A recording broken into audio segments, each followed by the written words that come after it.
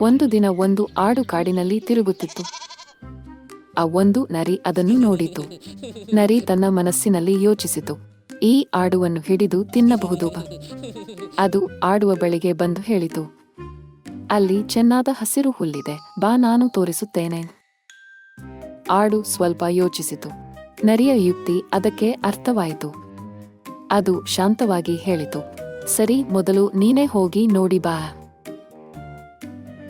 ನರಿ ಮುಂದೆ ಹೋಗಿತು. ಅಲ್ಲಿ ಒಂದು ಆಳವಾದ ಗುಂಡಿ ಇತ್ತು.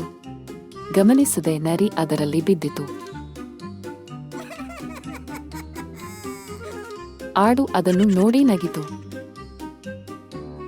ನಂತರ ಅದು ಶಾಂತವಾಗಿ ಅಲ್ಲಿಂದ ತೆರಳಿತು. ಬುದ್ಧಿ ಅಪಾಯದಿಂದ ಕಾಪಾಡುತ್ತದೆ.